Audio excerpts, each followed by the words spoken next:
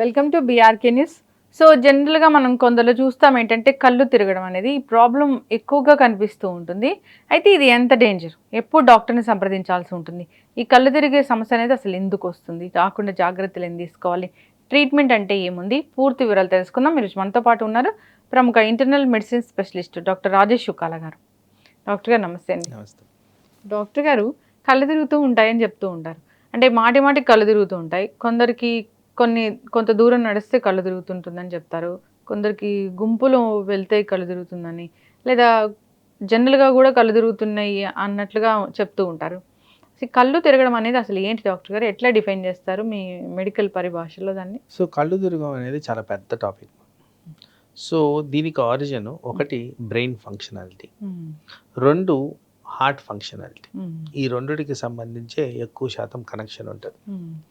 So కామన్గా మేము ప్రాక్టీస్లో చూసేది ఈ మెడికల్ టర్మ్ కూడా వర్టిగో అంటాం.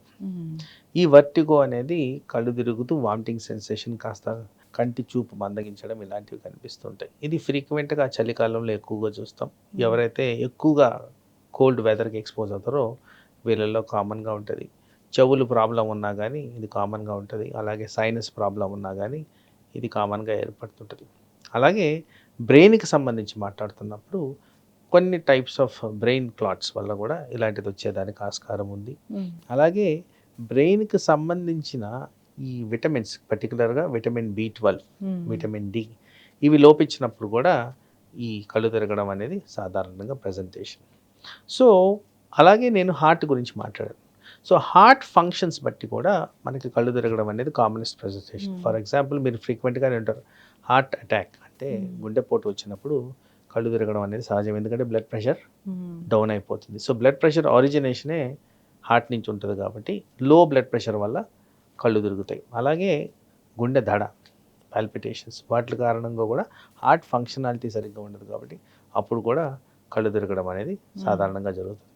ఈ రెండు కాంపనెంట్స్ కాకుండా డీహైడ్రేషన్, ఎవరికైతే volume of blood or volume of water తగ్గిపోద్దో వాళ్ళలో సహజంగా కనిపిస్తుంది. ఇది సాధారణంగా యాక్టివ్ లేడీస్లో ఆ మెన్స్ట్రల్ సైకిల్ అప్పుడు కూడా కళ్ళు తిరగడం అనేది ఫ్రీక్వెంట్గా ఉంటుంది. ఇవే కాకుండా రక్తహీనత, అనీమియా, ఈ కండిషన్లో కూడా కళ్ళు తిరగడం అనేది ఫ్రీక్వెంట్గా చూస్తాం. సో ఇలా చాలా రకాల కండిషన్స్, అంటే ఫర్ ఎగ్జాంపుల్ లో షుగర్ అయినప్పుడు కళ్ళు తిరుగుతాయి, లో బ్లడ్ ప్రెషర్ అంటే బ్లడ్ ప్రెషర్ ట్యాబ్లెట్స్ వల్ల కళ్ళు తిరుగుతాయి. సో ఇలా చెప్పుకుంటూ పోతే ఎండ్లెస్ లిస్ట్, చాలా రకాలుగా కళ్ళు తిరగడం అనేది జరుగుతుంది. అయితే ఎవరికైతే ఈ మేజర్ కాంపనెంట్ ఉంటుందో, అంటే లాంగ్ స్టాండింగ్ ప్రాబ్లం ఉంటుందో వాళ్ళలో పర్టికులర్గా అనలిటికల్గా చూడాల్సింది ఈ బ్రెయిన్ అండ్ హార్ట్.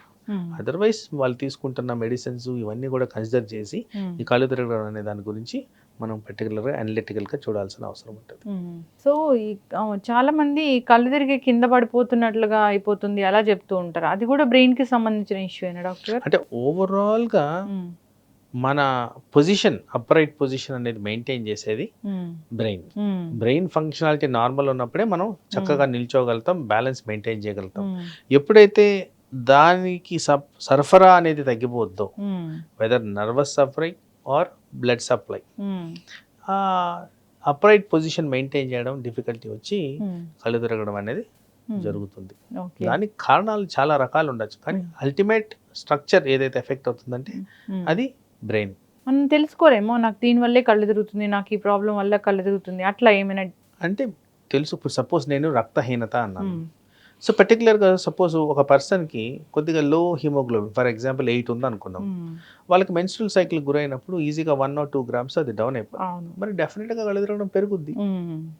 ఆల్రెడీ తక్కువ ఉంది, ఇంకా తక్కువ అయినప్పుడు ఆబ్వియస్గా అది. అదే క్రమంలో తీసుకుంటే చాలా మందికి లో బీపీ ఉందంటారు.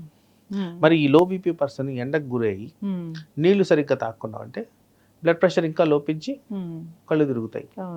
సో డిఫరెంట్ కాంటెక్స్లో ఈ సమస్య వచ్చేదానికి ఆస్కారం ఉంది. బీపీ మందులు వేసుకునే వాళ్ళలో కూడా మనం చూస్తాము డాక్టర్ గారు. ఎస్, వెరీ వెరీ కామన్ ఇది.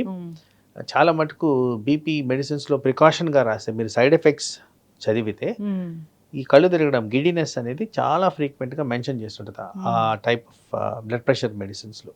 ఎందుకంటే ఎప్పుడైతే బ్లడ్ ప్రెషర్ని కొద్దిగా కంట్రోల్ చేయడానికి చేస్తాము. ఫస్ట్ ఎఫెక్ట్ అయ్యే సెన్సిటివ్ ఆర్గన్ బ్రెయిన్. సో అందుకోసం అక్కడ కూడా మనకి కళ్ళు తిరగడం అనేది కామన్ సమస్య. పర్టికులర్గా ఎర్లీ సపోజ్ ఈరోజు మీకు బ్లడ్ ప్రెషర్ డిటెక్ట్ అయ్యి టాబ్లెట్లు స్టార్ట్ చేసినప్పుడు ఆ ఫీల్ అనేది చాలా కామన్గా ఉంటుంది. అండ్ పెద్దవాళ్ళల్లో వయసు పడిన వాళ్ళల్లో వీళ్ళకి రిఫ్లెక్సెస్ అనేవి కాస్త స్లో అయిపోతాయి. బాడీలో చాలా రకాల రిఫ్లెక్సెస్ ఉంటాయి. సో ఈ రిఫ్లెక్సెస్లో బ్లడ్ ప్రెషర్ రిఫ్లెక్స్ కూడా ఒకటి ఉంటుంది. సో ఎప్పుడైతే మేము బ్లడ్ ప్రెషర్ మెడిసిన్ పెడతామో వీళ్ళల్లో తరచుగా కళ్ళు తిరిగి పడిపోవడం అనే సమస్య ఎక్కువగా ఉంటుంది. వీళ్ళల్లోనే ఎక్కువ శాతం సర్వైకల్ స్పాండిలోసిస్ మీరు వినే ఉంటారు.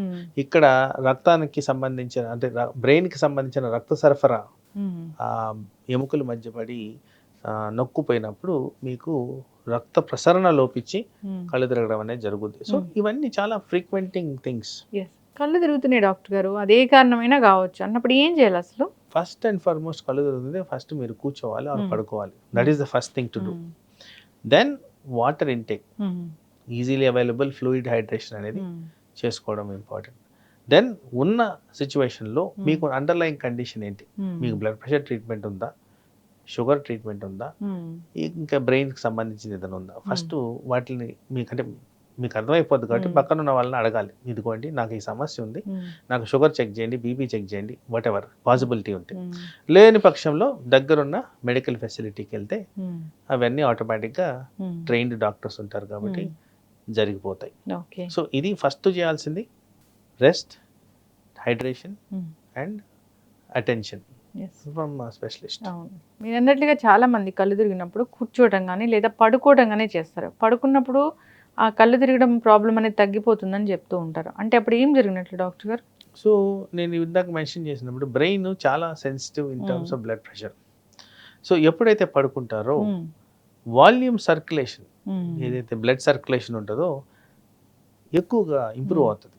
ఆ కారణంగా బ్లడ్ సరఫరా బ్రెయిన్కి ప్రాపర్గా అవుతుంది కాబట్టి ఈజీగా ఈ రికవరీ అనేది త్వరగా జరిగిపోద్ది. మీరు అన్నట్లు B12 deficiency, D vitamin deficiency ఇలా ఉంటే కూడా వస్తుంది అని అన్నారు. అంటే అసలు ఎప్పుడు చెక్ చేయించుకోవాలి, ఈ డెఫిషియన్సీస్ ఉన్నాయా లేవా అనేది ఎన్నాళ్ళకి ఒకసారి చెక్ చేయించుకోవాలి? సో ఒకటి ఏంటంటే నేను ఎప్పుడు రికమెండ్ చేస్తుంటాను, ఆఫ్టర్ ద ఏజ్ ఆఫ్ 30 అందరూ ఇయర్లీ ఒక్కసారి బ్లడ్ టెస్ట్ చేసుకోవాలి. ఆ టెస్ట్ కాంప్రహెన్సివ్గా ఉండాలి. కాంప్రహెన్సివ్ ఉన్నప్పుడు everything A to Z check చేసేసుకున్నప్పుడు మీకు ఒకవేళ పర్టికులర్గా ఇలాంటి లోపాలు కనిపించినప్పుడు వీటికి కరెక్టివ్ మెజర్స్ మీ డాక్టర్ గారు చెప్తారు. వాళ్ళు ఎన్ని రోజులు వేసుకోవాలని కూడా చెప్తారు. సో మీకున్న అండర్లయింగ్ ప్రాబ్లం బట్టి ఇది ఎన్ని రోజులు అనేది డిసైడ్ అవుతుంది. సో ఫర్ ఎగ్జాంపుల్ చాలామందికి జీర్ణాశయంలో సమస్య ఉంటుంది. సో సరిగ్గా అబ్జార్బ్ కావు ఏవి మినరల్స్ కానీ విటమిన్స్ కానీ. మరి వీళ్ళు చాలా ఫ్రీక్వెంట్గా చేసుకోవాల్సిన పరిస్థితి. ఎవరికన్నా యాక్సిడెంటల్గా కనుక్కున్నాం, ఇది ఆహారం సరిగ్గా తీసుకోక కొంత స్పెసిఫిక్గా చాలా పిక్కీగా ఉంటారు, ఇదే తింటాను ఇది తిన్నాను అది తిన్నా ఇది తిన్నాను, అలాంటి వాళ్ళల్లో కూడా ఇది లాంగ్ స్టాండింగ్ ప్రాబ్లం కింద గమనించడం జరుగుద్ది. కొంతమందిలో అజీర్ణం చేసి బాగా లూజ్ మోషన్స్ అయినప్పుడు కాస్త ఆ లెవెల్స్ తగ్గేదానికి ఆస్కారం ఉంది, అది టెంపరీ. సో ఆ ఫిక్సింగ్ చాలా ఈజీగా అయిపోద్ది. సో పేషెంట్ ఇండివిజువాలిటీ బట్టి కస్టమైజ్డ్గా ఎన్ని రోజులకి చెక్ చేసుకోవాలనేది డిసైడ్ చేయడం జరుగుద్ది. సో నేను చెప్పిన ఫస్ట్ కండిషన్ ఎక్కడైతే జీర్ణాశయానికి సంబంధించిన సమస్యలు ఉన్నాయంటే వాళ్ళు అట్లీస్ట్ ఇయర్లీ ఒకసారైనా చెక్ చేసుకోవాలి. మెడిసిన్ వేసుకుంటూ కూడా వాళ్ళకి అబ్జార్ప్షన్ అనేది సరిగ్గా జరగదు కాబట్టి అది చెక్ చేసుకోవడం వల్ల నష్టం అయితే లేదు. అంటే మీరు అన్నట్లు అబ్జార్ప్షన్ అనేది చాలా తక్కువగా ఉంటుంది, ఎందుకంటే ఎవరికి గట్ హెల్త్ సరిగ్గా లేదు, ఎందుకంటే మా ఫుడ్ హ్యాబిట్స్ సరిగ్గా లేవు కాబట్టి. అసలు కరెక్ట్ చేసుకోవడం సాధ్యమేనా డాక్టర్ గారు దాన్ని? డెఫినెట్లీ సాధ్యం ఉంది. ఎందుకంటే ఇదివరకు లాగా కాకుండా ఇప్పుడు dietician input, nutritionist input, then medical advances, newer types of medicine, diagnosis ఇవన్నీ కూడా మారాయి కాబట్టి ఏదైతే సమస్య ఉందో దాన్ని మనం డిటెక్ట్ చేయడం ఈజీ. ఎప్పుడైతే డిటెక్ట్ ప్రాపర్గా చేస్తామో దానికి ట్రీట్మెంట్ ఇవ్వడం కూడా ఈజీ అవుతుంది. వెరీ ఫ్యూ ఎక్సెప్షనల్ కేసెస్లో వాటి గురించి ఫైనల్ రిజల్ట్ రాకపోవచ్చు, కానీ most of it as result వచ్చే విధంగానే ఉన్నాయి. ఇప్పుడు ఈ B కాంప్లెక్స్ రకరకాల ట్యాబ్లెట్స్ అనేవి దొరుకుతూ ఉంటాయి, అంటే ఓవర్ ద కౌంటర్ దొరుకుతూ ఉంటాయి. అవి ఏదైనా కళ్ళు తిరుగుతున్నాయి అట్లా అన్నప్పుడు కంటిన్యూగా వేసుకోవచ్చు డాక్టర్ గారు without doctor prescription? Without doctor prescription నేను ఎప్పుడు రికమెండ్ చేయనండి. ఎందుకంటే వీటికి టాక్సిటీ లెవెల్స్ కూడా ఉంటాయి. అంటే హయ్యర్ లెవెల్స్ ఆఫ్ విటమిన్ ఉన్నప్పుడు ఈ వీటి వల్ల కూడా అనర్థాలు జరిగేదానికి ఉంది కాబట్టి డాక్టర్ని సంప్రదించి చేసుకోవడమే మంచిది. ఏదో టెంపరీగా 2-3 రోజులు వేసుకున్నారంటే అది వేరు, కానీ లాంగ్ టర్మ్ వేసుకోవడం అనేది మంచిది కాదు. ఎస్, ఖచ్చితంగా డాక్టర్ గారు చాలా చక్కటి ఇన్ఫర్మేషన్ అండి. కళ్ళు తిరుగుతున్నాయంటే అది పెద్ద ప్రాబ్లమే, చిన్న ప్రాబ్లం అయితే కాదు. అసలు ఎందుకు ఈ ప్రాబ్లం వచ్చిందనేది డాక్టర్ని సంప్రదించి తెలుసుకోవాల్సింది. సో దానికి సరైన ట్రీట్మెంట్ అనేది దొరుకుతుంది. సో న్యూట్రిషన్ డెఫిషియన్సీ కావచ్చు, మెదడుకు సంబంధించిన ఇష్యూ కావచ్చు, హార్ట్కి సంబంధించిన ఇష్యూ కావచ్చు, వాటెవర్ ఏదైనా కావచ్చు, కానీ డాక్టర్ని సంప్రదించడం అయితే ఉత్తమం. చాలా చక్కగా చెప్పారండి. సో ఇట్లా కళ్ళు తిరుగుతూ ఉండడము, వాళ్ళు క్రౌడ్లోకి వెళ్ళడం, అక్కడ రకరకాల ఇష్యూస్ అనేవి జరగడం చూస్తూ ఉంటాము. చాలా లైట్ తీసుకోవడం వల్ల ఎప్పటి నుంచో ఉంటుంది ఆ ప్రాబ్లం అనేది. అట్లా కాకుండా దీన్ని ఒక సీరియస్ ప్రాబ్లం లాగే తీసుకోవాలని చెప్దాం డాక్టర్ గారు. చక్కటి ఇన్ఫర్మేషన్ అండి. ధన్యవాదాలు. నమస్తే.